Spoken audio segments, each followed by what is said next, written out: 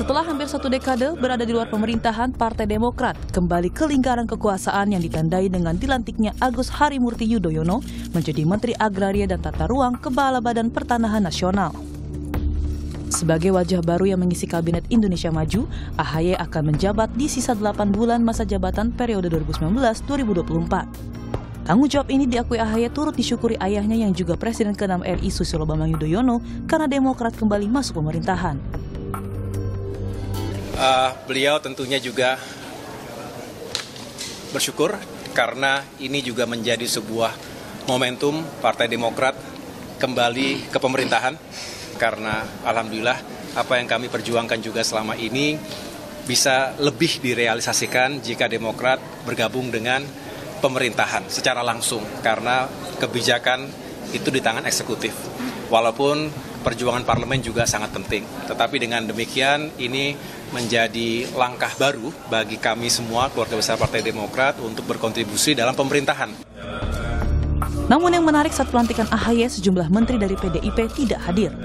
Presiden Joko Widodo tak menjawab langsung saat ditanya apakah sudah berkoordinasi dengan PD Perjuangan mengenai masuknya AHY ke dalam kabinet. Jokowi bilang, ia tak ragu memilih AHY sebagai menteri karena punya pengalaman untuk menangani manajemen pertanahan. Tak tahu, beliau ini Ketua Umum Partai Demokrat pertama. Beliau juga alumni Akademi Militer Akmil. Juga ada pendidikan di Nanyang University, di Harvard University, di Webster University. Saya kira saya tidak ragu memberikan tempat untuk Kementerian ATR BPN karena ini urusan manajemen. Saya kira beliau akan sangat siap. Meski penunjukan menteri adalah hak prerogatif Presiden, calon Presiden dari PDI Perjuangan Ganjar Pranowo menyebut bergabungnya AHY sebagai menteri di kabinet adalah kompensasi karena Demokrat mendukung koalisi Prabowo Gibran. Saat AHY dilantik, sejumlah menteri dari PDI Perjuangan memang tidak hadir. Hanya tampak 2 menteri, yaitu Menseska Pramono Anung dan Menteri Pan-RB Abdullah Azwar Anas. Hak prerogatif Presiden dan ada kursi menteri kosong saya kira diisi, ini proses biasa saja. Oh enggak, kalau itu udah pasti, kan mereka sekarang sudah dalam koalisi. Jadi sebenarnya meresmikan saja dan mengkompensasi dalam bentuk jabatan gitu ya. Saya kira itu bagus. Ya buat saya dua-duanya teman saya, selamat bekerja gitu. Publik pun berharap dilantiknya AHY menjadi tombak peningkatan kinerja pemerintah, bukan hanya upaya Presiden menghalau serangan-serangan lawan politik. Tim Liputan, Kompas TV.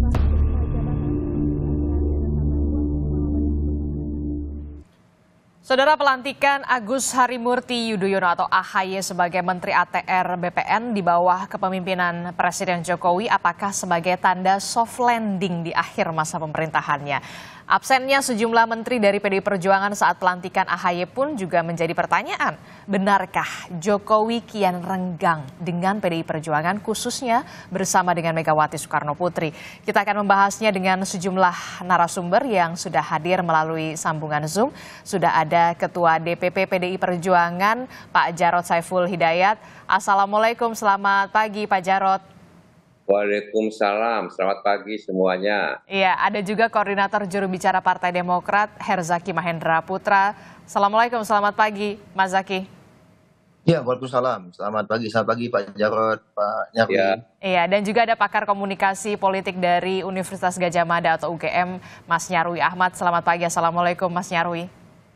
Selamat pagi, assalamualaikum, Mas Jarod, Mas Zaki. Ya, sehat-sehat ya Bapak-Bapak ya. Apalagi ini Mas Zaki sepertinya sehat sekali ya. Lagi di mana nih Mas Zaki? Ada kegiatan Ini apa? Mendampingi, Apakah sudah mendampingi dari Menteri ATR, Mas AHY? Belum. Kita diminta untuk tetap fokus dulu di dapil mengawal ini penghitungan suara. Gitu, ya. Sudah ada bocoran kah? Kemudian akan gaspol seperti apa Mas AHY ini dengan target-target dari Pak Presiden? Betul, kan ada 3 target ya, kemarin beliau menyampaikan. Pertama kan ada sertifikat tanah elektronik harus didorong agar lebih masif, lalu ada target untuk hak guna usaha yang berkaitan dengan perusahaan yang harus segera diselesaikan. Ya kan, karena ini banyak ingin masuk, lalu ada kaitannya dengan carbon trading juga gitu. Lalu yang ketiga ada target 120 juta bidang namanya PTSL ya, pendaftaran tanah sistematis lengkap nih. Nah ini kan ada target-target yang terukur gitu. Nah Pak Presiden tentu melihat bahwa bagaimanapun dengan pengalaman yang dimiliki meyakini bahwa Mas AHY bisa menjalankan amanah baru ini dengan baik gitu. Karena ini kaitannya dengan urusan manajemen ini gitu, dan leadership ya. Jadi beliau sampaikan bahwa ini sangat siap. Pertanyaan saya selanjutnya Mas Zaky, apa yang kemudian akhirnya membuat Mas AHY ini masuk begitu setelah kita tahu selama sejak 2014 ini kalau tidak salah begitu ya, Partai Demokrat ini berada di luar pemerintahan. Ya, bagaimanapun kalau kita ketahui ya dengan sistem negara kita hari ini dengan sistem presidensial, bagaimana ada namanya kekuatan eksekutif itu akan bisa lebih membuat kita lebih optimal dalam mewujudkan apa yang menjadi harapan aspirasi dari masyarakat ya, termasuk juga apa yang selama ini menjadi visi misi dan program-program kami gitu. Dalam konteks ini tentunya momentum untuk bisa menjadi bagian dari eksekutif ya tentu akan lebih bisa berbuat lebih banyak lagi gitu. Memang selama ini kan komitmen kami ketika di pemerintahan bagaimana kita bisa bantu mengawal pemerintahan Pak Presiden Jokowi ya, Pak Jokowi beserta dengan segenap kabinetnya itu memastikan kebijakan-kebijakan yang diambil ya itu benar-benar bisa memberikan manfaat sebesar-besarnya untuk masyarakat, bangsa dan negara. Maka dalam konteks itulah kemudian ya misalnya kami banyak melakukan masukan-masukan ya atau kritikan-kritikan ya karena ingin apa yang dilakukan itu benar-benar bisa optimal untuk kepentingan masyarakat, bangsa dan negara. Nah hari ini kami tidak lagi hanya mengawal ya, tetapi juga sudah diberikan amanah. Ayo ini kita tantangan sudah semakin kompleks ya, negara memanggil, negara membutuhkan semakin untuk bisa bagaimana benar-benar melakukan ini ya, mengambil, memutuskan kebijakan-kebijakan apa nih yang kemudian bisa semakin optimal kinerja dari kementerian ini sehingga Pak Jokowi bagaimanapun dalam konteks 8 bulan terakhir ini juga bisa semakin baik ini gitu kan. Tentunya kan selama ini sudah banyak hal yang sudah dicapai dan harapannya ada target-target yang ingin beliau capai juga nih di penghujung ini. Ya inilah yang kami kemudian putuskan untuk bisa ikut membantu beliau, kan begitu. Oke, 2014 sampai menjelang detik-detik masa akhir pemerintahan Joko Widodo akhirnya masuk juga begitu ya, selama ini hanya mengawal, sekarang sudah berada di pemerintahan Presiden Joko Widodo, ada sejumlah target yang kemudian harus digaspol begitu ya Mas Zaky. Nah saya ke Pak Jarod ini yang kemudian menjadi pertanyaan kita semua dan juga menjadi sorotan ini. Pada saat Mas AHY dilantik di istana, Menteri dari PDI Perjuangan kemana ya?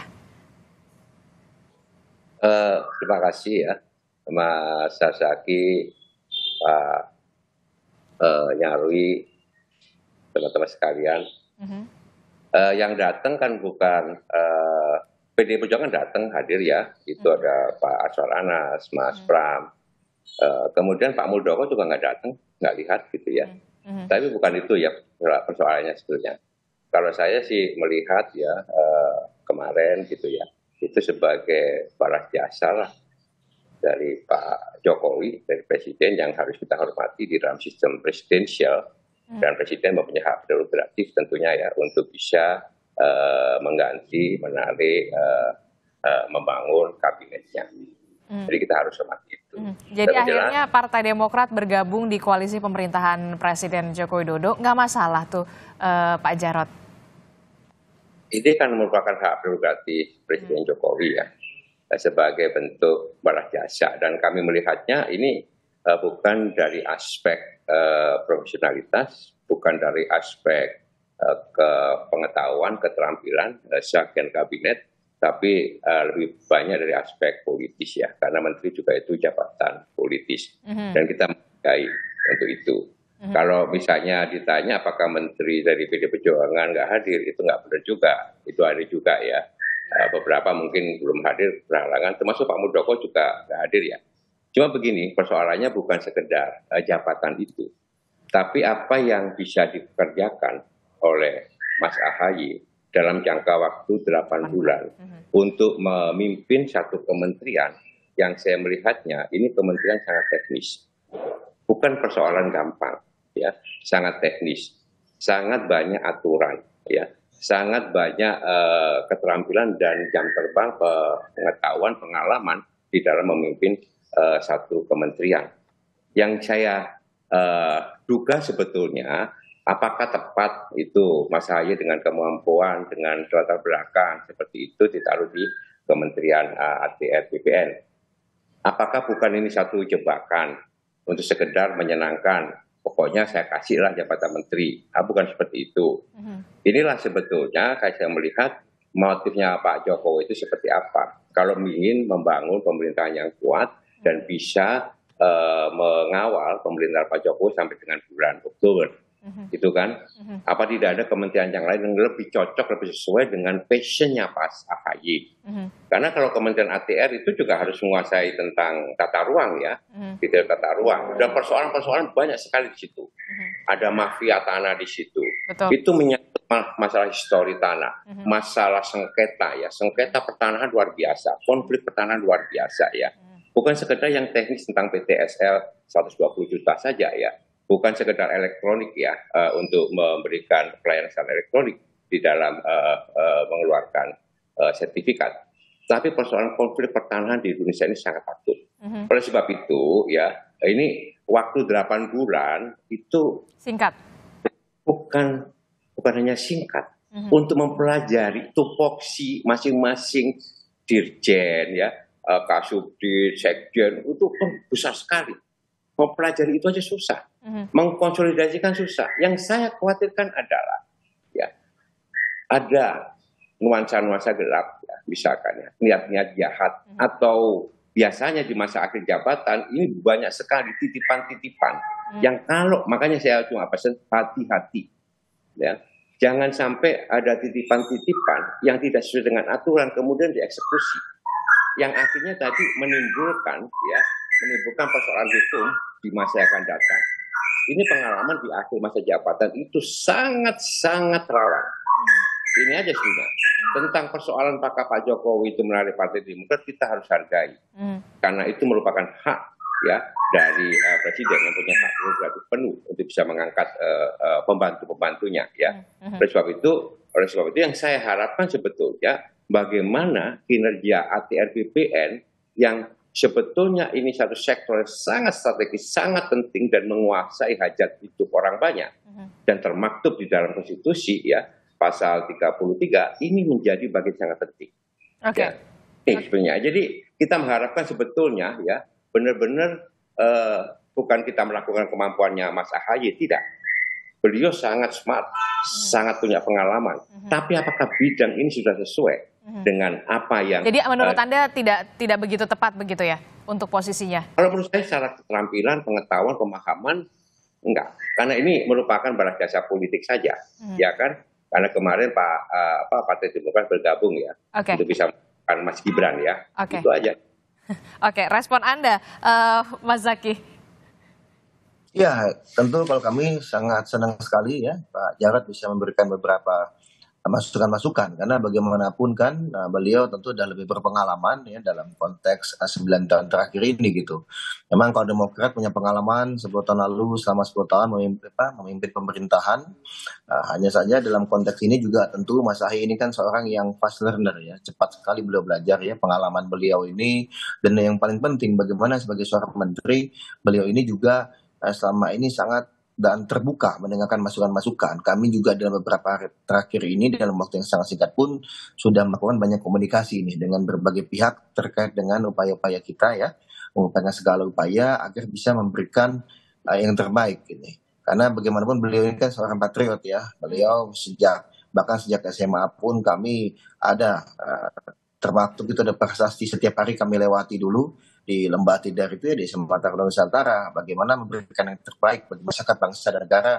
Ini adalah doktrin yang sangat kuat nih sejak SMA. Ketika beliau bergabung di Akmil pun itu menjadi semakin diperkuat lagi gitu. Oke, tapi Mas Zaky, kalau kata Pak Jarod ini kalau Menteri ATR BPN ini jabatan teknis begitu yang seharusnya bisa betul begini. Sebenarnya kalau kita melihat ini kan bicara mengenai gebuk mafia tanah. Nah, ini kan juga disampaikan oleh Mas Ahaye kemarin ketika dalam serah terima kemarin dalam pidato pertamanya sebagai Menteri ATR BPN ini juga disampaikan bahwa yang menjadi target beliau bagaimana kita bisa gebuk mafia tanah, lalu bagaimana kita bisa redistribusi tanah. Karena ini konteksnya keadilan, kemajuan dan kesejahteraan gitu. Dan ujung-ujungnya bisa memberikan kepastian hukum juga, sehingga harapannya kan tentu ada investasi yang bisa semakin jelas kan namanya. Pihak-pihak yang melakukan investasi ini kan butuh kepastian hukum juga gitu, dan bagaimana ujung-ujungnya apa yang dilakukan Menteri ATR BPN ini ya kita bicara keadilan, dan ujung-ujungnya dari keadilan ini juga bagaimana kesejahteraan masyarakat kan begitu yang bisa tercapai ini. Nah inilah yang kita lihat betul, ini kementerian yang teknis, rata-rata kementerian memang sangat teknis, tetapi bahwa bagaimanapun ini kan dilihat kemampuan leadership dan kemampuan manajerialnya gitu, memahami banyak hal perangkat teknis. Ya, beliau juga menyampaikan bahwa para dirjen, para deputi, itu tentu akan jauh lebih memahami gitu. Tetapi justru di sini yang diperlukan ada kepemimpinan, leadership dan juga manajerial. Dan makanya beliau menyampaikan kemarin, ayo kita berjuang bersama-sama, ya kita optimalkan waktu yang ada. Penghujung bukan berarti bersantai-santai. Oke, singkat sekali 8 bulan ini yang kemudian menjadi PR tersendiri bagi Mas Ahaye ya, sehingga untuk bisa membuktikan begitu. Betul, kita harus ngebut dan melakukan akselerasi. Kira-kira seperti itu yang beliau sampaikan. Oke, baik. Mas Nyarwi, dari perspektif Anda, Mas Nyarwi, apa sebenarnya yang dilakukan oleh langkah dari Presiden Joko Widodo ini untuk menarik Partai Demokrat yang kita tahu dari 2014 ini berada di luar pemerintahan Presiden Joko Widodo? Apakah kemudian Anda sepemahaman dengan Pak Jarod ini merupakan apa ya? Bisa dikatakan karena memang Demokrat cukup all out lah ya dalam kampanye Prabowo Gibran kemarin, atau seperti apa?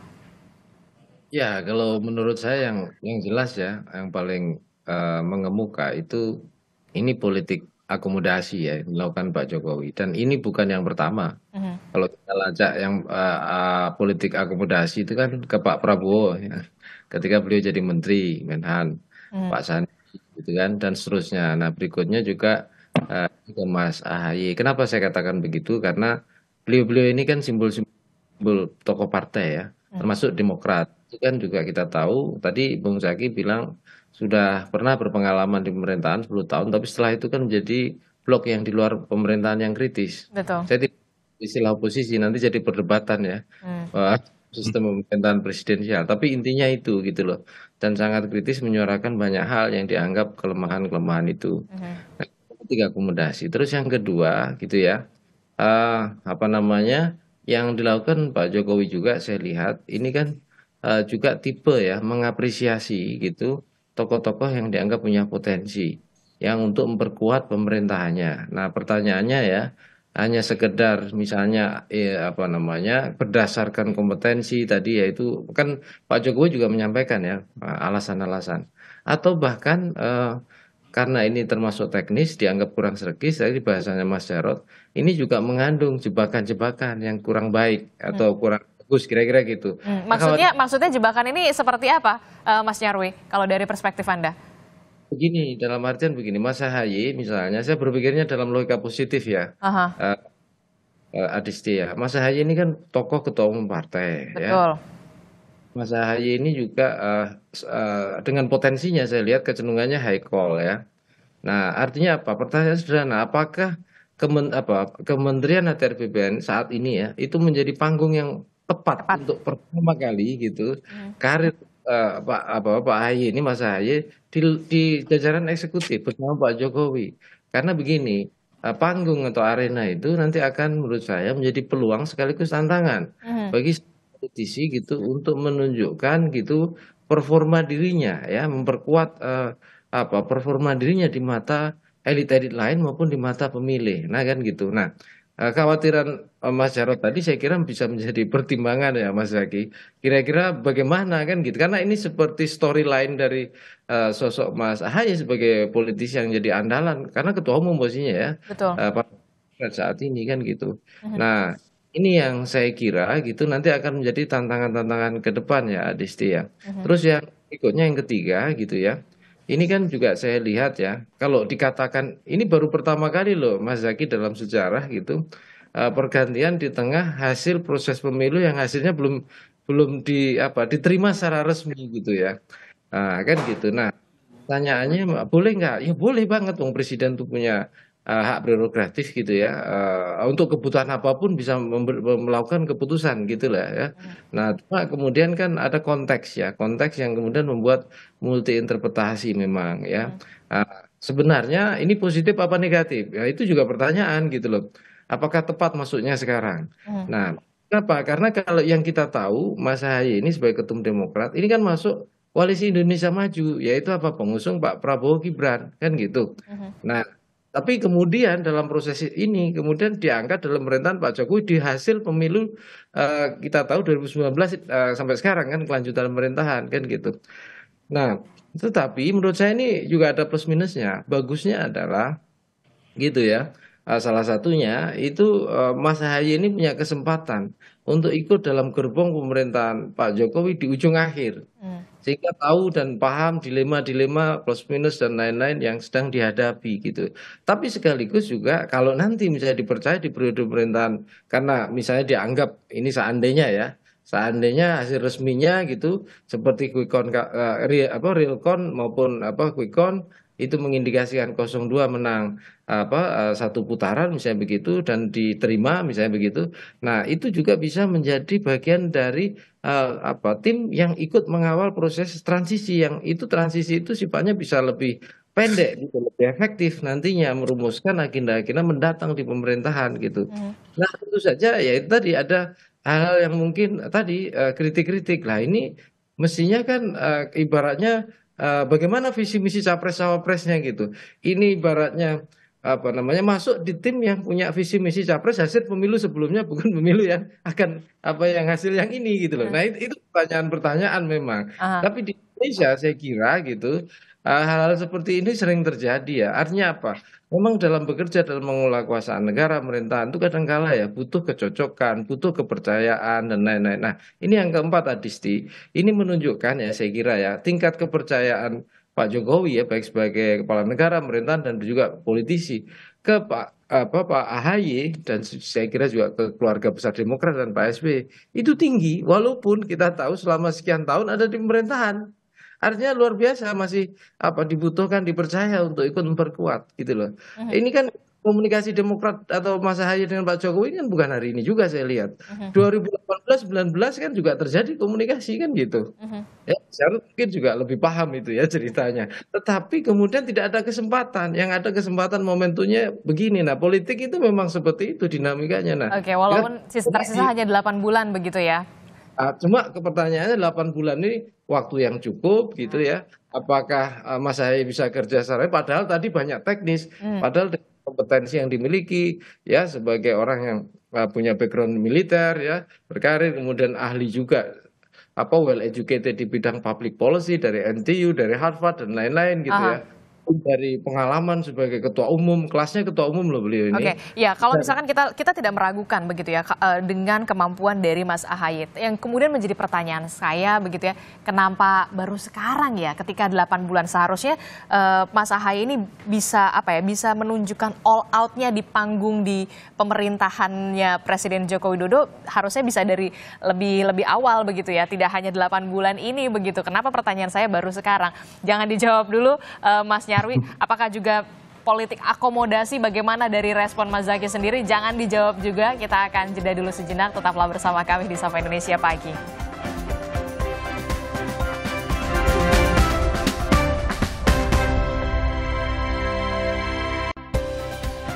Terima kasih Anda masih bersama kami di Sapa Indonesia Pagi, masih membahas soal pasca kemudian Presiden Joko Widodo ini melantik dari Ketua Umum Partai Demokrat Agus Harimurti Yudhoyono sebagai Menteri ATR BPN. Kalau di halaman Kompas ya, Bapak-Bapak di harian Kompas ini, halaman pertama Presiden Joko Widodo antisipasi risiko politik pasca pemilu. Nah, Mas Nyarwi, ini betul seperti itu? Ya, kalau mengantisipasi saya kira ya itu masuk akal gitu loh. Karena pasca pemilu kan kita lihat ya, itu kan juga banyak dinamika yang masih terjadi ya. Ya misalnya kita lihat ya teman-teman yang baik relawan maupun yang bekerja sebagai tim kampanye di 03 maupun 01 itu kan juga masih menunjukkan ketidakpuasan ya terhadap proses maupun hasil pemilu gitulah kira-kira gitu. Dan ini kan salah satu aktor penting atau aktor kunci ya dalam dinamika politik ini itu ketua umum partai politik. Makanya itu pasca pemilu hari ini gitu ya, maksudnya setelah pemilu kemarin sampai hari ini, itu kan ada dua kejadian yang cukup menonjol ya. Yang pertama Pak Surya Paloh ketemu dengan Pak Jokowi. Nah pertanyaan orang kan kemudian ada apa kan gitu kan? Bahas apa? Kemudian juga di situ kan ada sih perdebatan siapa yang undang siapa gitu atau siapa diundang siapa kan gitu. Walaupun memang dibilang Pak Presiden nggak terlalu penting lah ya siapa yang mengundang dan siapa yang menghadiri begitu. Kira-kira gitu. Nah peristiwa yang kedua gitu kemarin juga diceritakan Mas Ahaye proses diminta tuh kemudian bahkan dilantik menjadi menteri itu kan prosesnya sangat cepat ya. Kalau tidak salah hanya 3 hari ya Mas Zaki ya kurang lebih ya 2-3 hari gitu. Prosesnya itu ada disampaikan juga ya di sambutannya Mas Ahaye ya di situ. Nah artinya apa? Saya kira Pak Jokowi juga sadar betul bahwa berkomunikasi dengan para ketua umum partai dan bahkan kelasnya boleh dibilang kingmaker seperti Pak Surya Paloh itu supaya upaya antisipasi gitu loh. Paling enggak yang pertama gitu antisipasi apa sih? Yang pertama misalnya begini, kecenderungan misalnya di blok istilahnya ya ketua-ketua umum partai ini kemudian masing-masing ya terjadi istilahnya semacam deadlock ya. Yang paling terburuk kan kalau misalnya hasil pemilu itu tidak diterima oleh 03 maupun 01 ya. Dan paling enggak gitu ketika pelan-pelan politik akomodasi itu berlangsung atau komunikasi terbuka itu yang lain gitu ada kemungkinan istilahnya politik itu kan seperti bejana berhubungan ya. Jadi kalau misalnya sudah mulai kecenderungannya merapat gitu, nah yang lain kemungkinan juga akan terseret atau ini gitu ya. Ikut gitu. Nah, memang ada yang mengatakan selain politik akomodasi gitu Pak Jokowi juga berusaha gitu supaya bandul atau senter kekuasaan itu katakanlah masih ada dalam ruang lingkup yang istilahnya di manage gitu loh oleh istana. Nah, kalau kita lihat ini gitu kan sebenarnya salah satunya itu yang sampai hari ini ya itu kan belum sepenuhnya kita belum tahu karena kita ini kan melihatnya dari luar ya. Proses komunikasi yang terjadi dengan kingmaker yang ada di 03 yaitu Bu Mega. Nah itu Mas Jarod yang lebih paham tentunya ya situasinya kayak apa gitu. Dan juga saya kira juga partai-partai menjadi pendukung koalisi di 01. Tetapi apapun itu ya itu saya kira dinamika politik elektoral yang juga saya kira juga ada hal-hal tertentu, ada prinsip tertentu, ada idealisme tertentu yang saya kira juga masing-masing punya prinsip yang harus diperjuangkan. Tapi sisi lain juga mengingatkan juga bahwa demokrasi kita ini juga perlu kita terus perbaiki bersama-sama gitu loh. Selain pengelolaan negara yang juga harus jalan kira-kira gitu. Oke, Pak Jarod, ini kalau Anda sepemahaman dengan Mas Nyarwi, kalau bisa dikatakan ini menjadi bagian dari politik akomodasi dari Presiden Joko Widodo, calon presiden Anda mengatakan Pak Ganjar ini kompensasi. Anda turut mengamini ini kalau kita lihat kan pilkada beberapa 2018 begitu ya Demokrat ini memang mendukung atau mengusung dari Mas Ganjar. Begini ya, saya setuju dengan Mas Nyarwi ya. Ini bukan hanya politik akomodatif dari Pak Jokowi. Saya melihatnya ini politik anomali yang sangat pragmatis dan sangat vulgar. Ya, sangat pragmatis, sangat vulgar. Karena apa? Karena proses penghitungan suara baik pilpres maupun pileg itu belum selesai. Dan banyak pihak mengakui bahwa pemilu ini adalah pemilu yang terburuk di dalam sejarah perpolitikan Indonesia. Oleh sebab itu, ya kita selesaikan di sini. Rakyat berhak tahu. Ya. Oleh karena itu, saya sebenarnya sangat mendukung apabila ada hak interpelasi atau hak angket untuk memberikan informasi bahwa telah terjadi kecurangan yang sangat struktur, masif, ya, dan sistematis begitu ya, mulai dari hulu sampai hilirnya. Sejak dengan keputusan MK itu, kemudian keputusan dari pelanggaran etik pada KPU ya, dari DKPP, Kemudian banyak sekali ya serpihan-serpihan percikan-percikan di lapangan yang saya dengar bahwa memang pemilu ini paling buruk. Untuk itu maka ya sebagai balas budi sebetulnya kalau menurut saya secara politik gitu ya bukan persoalan Mas AHY ditarik oleh Pak Jokowi. Yang pertama adalah apa yang bisa dikerjakan oleh Mas AHY dan Partai Demokrat sebagai Ketua Umum Partai Demokrat untuk jangka waktu 8 bulan. Dan bagaimana Mas AHY dan Partai Demokrat itu bisa nanti akomodatif dan bisa bekerjasama dengan Pak Muldoko yang kita tahu dulu pernah bersekutu sangat hebat. Dan bagaimana dengan track record atau rekam jejak dari bagaimana sikap Partai Demokrat terhadap pemerintahan Pak Jokowi 2019-2024. Ini adalah sejarah yang tidak bisa dihapus ya. Jadi jejak digital, jejak informasi seperti ini rakyat pasti tahu. Ini rakyat menonton loh. Bagaimana demokrasi kita ini betul-betul demokrasi yang di samping akomodatif yang tidak sehat, mohon maaf Mas Arya, ini tidak sehat. Kalau mau sehat sebetulnya, kalau betul-betul mau sehat, nanti ya setelah semuanya selesai, siapa yang diputuskan dan apakah pemilu kali ini adalah pemilu yang legitimate atau tidak legitimate, rakyat akan menilai. Kita akan kritisi bersama, bukan untuk kepentingan orang per orang, tapi untuk kepentingan bagaimana kita menyehatkan demokrasi, bagaimana kita bisa membangun demokrasi yang substantif, dan bagaimana demokrasi itu harus setia dan tunduk kepada konstitusi, tunduk kepada etika dan moral, dan tidak menghalalkan segala macam cara hanya untuk melanggar kekuasaan. Ini yang perlu dikritisi ya. Maka daripada itu saya cuma berpesan, hati-hati ya. Mas AHY ini ketua umum partai ya, partai yang cukup besar, yang pernah di pemerintah selama 10 tahun. Bisa jadi ini jebakan untuk bisa melihat dan menunjukkan, ternyata nanti setelah 8 bulan, tentu saja ini bukan hanya kerjanya Mas AHY berhasil atau tidak. Ini untuk nanti pemerintahan berikutnya seperti apa. Kemudian pengalaman saya di birokrasi, Mas Sarjaki ya, di akhir-akhir masa jabatan, ini penuh dengan jebakan-jebakan. Untuk misalnya ya, memberikan informasi yang salah dari bawahan kepada menteri. Sehingga nanti yang kena menterinya. Ini sebetulnya saya sangat sayang, sangat hormat pada Mas AHY, tapi saya pesan hati-hati betul ya, 8 bulan itu bukan waktu yang panjang, dan untuk belajar secara teknis administratif masalah pertanahan itu cukup membutuhkan pengetahuan dan pengalaman karena sejarah tanah itu sangat panjang, apalagi konflik agraria di Indonesia itu luar biasa. Kemudian jangan sampai juga ini dimanfaatkan oleh kelompok-kelompok oligarki di dalam rangka untuk menguasai tanah sebanyak-banyaknya, terutama terkait misalnya dengan IKN di IKN, terutama konflik di pertambangan. Ini sangat-sangat serius. Maka daripada itu, sekali lagi, langkah ini bukan sekedar akomodatif, tapi ini adalah pragmatisme yang sangat vulgar. Ya, itu aja buat saya. Oke, Mas Zaky gimana nih? Sudah diwanti-wanti, sudah berapa kali saya mendengar kata hati-hati, hati-hati. Mas Zaky.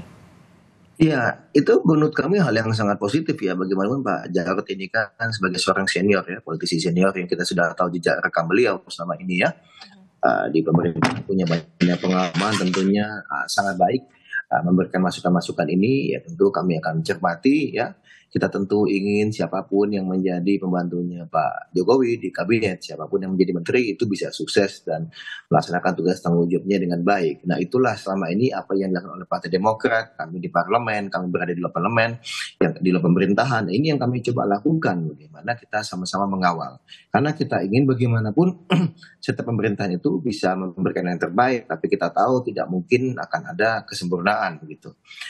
Nah disitulah bagaimana kita bisa membantu mengoptimalkan tadi dengan peran kami selama ini di luar. Nah, hari ini kami diminta untuk ikut membantu ya, bagi kami dalam konteks 8 bulan. Betul, ini waktu yang tidak panjang, tapi lagi-lagi Mas AHY ini seorang yang pejuang ya, seorang yang bagaimanapun dalam waktu bagi pejuang itu waktu 1-2 hari aja akan dimakan memberikan yang terbaik, apalagi 8 bulan. Memang betul banyak jebakan-jebakan, apalagi kita tahu kadang-kadang kan konteks pemerintahan ya, Pak Jarod ya, ada kecenderungan agak melandai ini karena merasa sudah tercapai targetnya, kan bisa jadi seperti itu konteksnya. Tapi justru mungkin dengan masuknya Mas AHY sebagai tenaga baru ya, dan momentum bagi Mas AHY dan Demokrat juga yang sama ini sudah katakanlah mencermati betul dari luar, mengkritisi betul dan mendalami betul situasi, ya tentu bekal pengalaman panjang sama di luar ini akan benar-benar bisa langsung digerakkan dengan optimal. Bagaimanapun kan juga Demokrat punya perwakilan yang cukup banyak di parlemen, yang juga masuk di Komisi 2 yang menjadi mitra dari ATR BPN ini. Nah ini kan tentu ada jejak rekam ya dari teman-teman di parlemen ini yang akan bisa membantu melakukan akselerasi. Apalagi kalau bagi kami ini lagi-lagi berbicara tadi yang Mas Zaky, maaf audio Anda terputus-putus, sayang sekali Mas Zaky. Oke. Pak Jarod kalau kita cek. Mas Zaky. Halo. Oke, silakan. Tadi sempat terputus, bisa diulangi kembali, singkat saja. Sempat terputus. Ya, jadi bagaimanapun kalau dari kami, apakah suara saya terdengar? Ya, jelas. Ya, oke. Ya, bagaimanapun kalau bagi kami ya, waktu 8 bulan ini justru bagaimana kita bisa mengoptimalkan apa yang ada gitu ya. Apa yang kita miliki saat ini dan harapan kita bagaimana Pak Presiden bisa soft landing. Dalam konteks jangan sampai malah di penghujung prestasi beliau yang selama ini sudah ada gitu, kemudian malah melandai gitu. Harapannya tentu kita bisa semakin melakukan akselerasi dan optimalisasi gitu. Kalau misalnya kita bicara selama ini kita di pemerintahan, betul memang kita di pemerintahan, bukan berarti lalu kita kan konteksnya bukan dalam konteks masalah jabatan ya, tapi bagaimana bisa memberikan yang terbaik ini. Selama ini kami di luar, kami memberikan masukan ya secara kritis. Itu kan dalam konteksnya bagaimana ingin pemerintah ini berjalan dengan baik, bagaimana masyarakat, bangsa dan negara bisa mendapatkan manfaat sebesar-besarnya. Kan begitu konteksnya. Oke, Mas Zaky, tapi kan kita lihat begitu ya, setelah Mas AHY ini dilantik, begitu ada narasi Presiden Jokowi ini mengantisipasi resiko politik pasca pemilu, politik akomodasi, bahkan juga Pak Ganjar mengatakan yaitu kompensasi. Nah, Anda meresponnya seperti apa ini? Ya udahlah, biarin aja lah, biarkan berlalu. Atau ya begini, kita lihat saja kiprahnya seperti apa. Begini, kalau kita setiap perbincangan atau misalnya setiap pendapat orang kita dengarkan, kapan kita mau bekerja, lagi pula itu kan konteksnya analisa-analisa terkait dengan langkahnya Pak Presiden. Ya silakan saja untuk menganalisa langkahnya Pak Presiden, ya kan yang lebih mengetahui Pak Presiden ini maunya apa, kan begitu. Tapi yang pasti ada tugas, ada tanggung jawab besar, ya ada amanah, negara memanggil. Ya saat ini yang menjadi fokus kami, menjadi fokus Mas AHY adalah bagaimana bisa melaksanakan tugas-tugasnya dengan baik dan optimal. Ada target-target tadi kita bicara mengenai redistribusi tanah ya, bagaimana yang terkait dengan masalah keadilan, kita bicara masalah kemajuan dan bicara masalah kesejahteraan ini secara esensinya. Di antaranya tadi ada titipan dari Pak Jarod mengingatkan jangan sampai ini karena ada jebakan oligarki ya Pak Jarod ya, malah titipan pihak-pihak tertentu yang kemudian malah bisa melanggar hukum atau tidak sesuai dengan aturan-aturan. Nah ini kami akan jaga betul Pak Jarod. Kita akan upayakan sebaik mungkin bagaimana agar semua berjalan di koridornya gitu. Dan lagi-lagi komitmen kami untuk rakyat, untuk bangsa dan untuk negara. Gitu. Sama-sama Pak Jarod, mohon masukannya terus. Juga mohon masukannya terus buat Pak Nyarwi dan juga masyarakat Indonesia. Silakan, kami sangat terbuka karena kita ingin yang terbaik bagi masyarakat, bangsa dan negara di 8 bulan terakhir ini. Gitu. Oke, kita tunggu kiprahnya dari Mas AHY di 8 bulan di masa kepemimpinan Presiden Joko Widodo sebagai Menteri ATR BPN. Nah, terakhir Mas Nyarwi. Ya, begini, posisi Pak AHY ya yang menerima jabatan sebagai Menteri ATR BPN ya, Mas Zaky, saya kira ini ini sangat pendek ya, ibarat orang dipaksa bekerja itu berlari. Nah, di situ bukan sekedar Mas Zaky, bukan sekedar beliau nantinya jadi menteri, tapi ketua umum Partai Demokrat ya yang sudah lama ada di luar kekuasaan dan pertama kali, dan sejauh mana bisa memanfaatkan atau mengelola ya tanggung jawabnya itu kemudian menjadi momentum juga ya, bagian dari momentum politik ya Mas AHY di panggung eksekutif.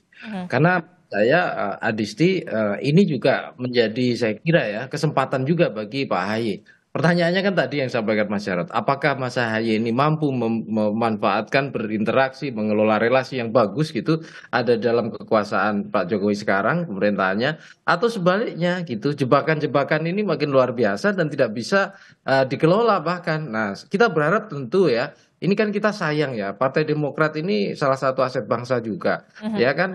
dalam kekuasaan itu kan biasa ya, ada yang di kadang dalam luar. Sudah lama juga di luar kekuasaan. Nah, kita berharap kan ini aset demokrasi juga ya.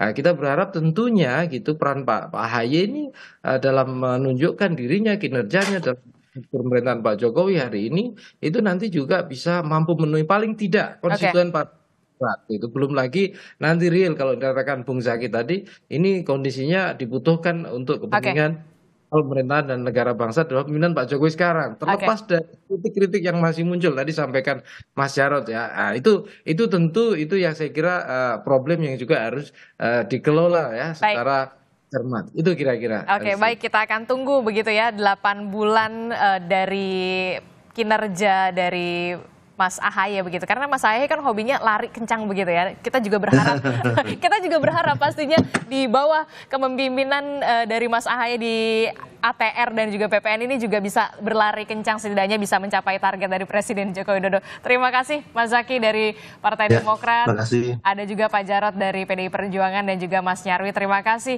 Sehat-sehat selalu Bapak-bapak. Assalamualaikum, selamat pagi.